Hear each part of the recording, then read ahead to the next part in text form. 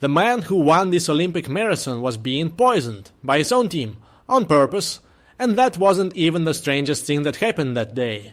One race, one afternoon, and every word of what you're about to hear is true. How do you fall asleep in the middle of an Olympic race and still beat most of the field? How does the first man across the line get banned for life? How does the winner end up half dead, held up by two other men? By the end, you'll have all of it, every strange piece. Go back to 1904, St. Louis. There's a giant World's Fair on, and the Olympics are tacked on beside it, almost as a sideshow. The marathon runs out into the countryside and back, nearly 25 miles. It's about 90 degrees. The roads are dirt, cracked, and buried in dust. 7 big hills. And then the man in charge decided to make it harder, on purpose. The man running the race wanted to try something. He'd heard that going without water might toughen a body up. So he decided the marathon would be his test. On the whole road, in 90-degree heat, there was exactly one place to drink. One well, about halfway. That was it. He wanted to see what thirst does to a person. He was about to find out, and the thirst wasn't even the dangerous part.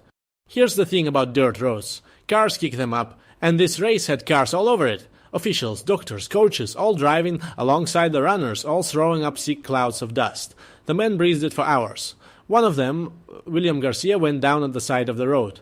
The dust had coated his throat and torn up the inside of his stomach. He was bleeding on the inside. An hour longer out there, and he would have died in the dirt. So that was one runner. Another one was having a lovely time. His name was Felix Carvajal, a mailman from Cuba. He wanted to run this race so badly that he ran laps around a public square, back home until a crowd gathered, and begged them for the money to get there.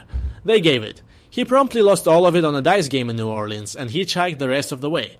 He showed up to the start line in his street clothes and heavy shoes. Someone had to cut his trousers into shorts, right there, and then he ran. Sort of. He chatted with the crowd. He stopped to steal peaches from an official's car. He found an orchard and ate some apples off the ground, and they were rotten. So, with a whole marathon still to run and a sick stomach, he lay down under a tree and took a nap.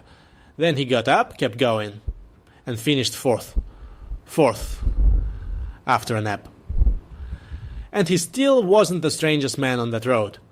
Two of the runners had come from South Africa.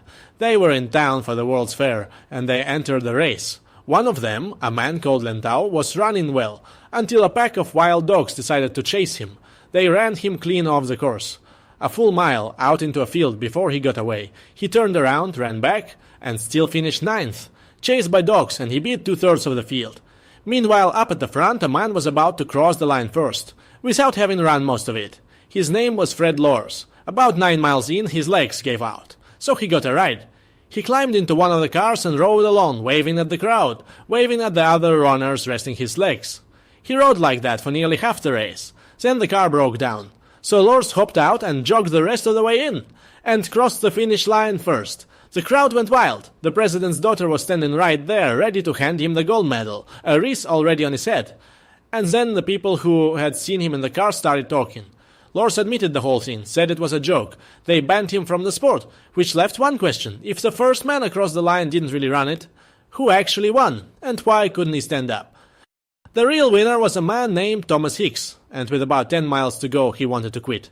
His body was done. But his trainers wouldn't let him. Instead, they reached into their bags and pulled out rat poison, a tiny dose of strychnine, the stuff you put down to kill rats. They mixed it into some brandy and raw egg, fed it to him on the road, and pushed him on. When that wore off, they gave him more. More poison, more brandy, and it worked, in the worst possible way. By the last few miles, Hicks wasn't really running anymore. His face had gone grey, his eyes were empty. He was seeing things that weren't there. He thought the finish was still hours away. His legs had mostly stopped working. So his trainers held him up, one on each side, and moved his legs for him, while his feet dragged over the ground. That's how he crossed the line, not running, carried. He had won the Olympic marathon, and he was almost dead. So why would anyone feed a runner rat poison? Because back then people believed a little strychnine woke the body up, gave you a jolt, and in a small enough dose it does something like that. Right before it kills you. Hicks got at least 2 doses, one more and his own team would have killed him for a gold medal. It took a group of doctors to bring him back. And here's the part that stays with you. He kept the medal. It counted. To this day the record says Thomas Hicks won. And how many men even finished this thing? 32 men started that race. By the end, fewer than half were still on their feet. The rest had dropped or collapsed or wandered off. The officials looked at all of it, the poison, the cars, the dust, the man bleeding in a ditch, and they seriously talked about scrapping the marathon for good. They almost did. And yet, they didn't. The medal stayed gold. The record still stands. A race where the winner was poisoned. The runner-up rode in a car. A man napped through it, another got chased by dogs, and half the field simply vanished. And all of it counted. One race, one afternoon, and every word of it true. The world used to be a much stranger place. Now you know just how strange. Next mystery. It once rained on Earth non-stop for 2 million years.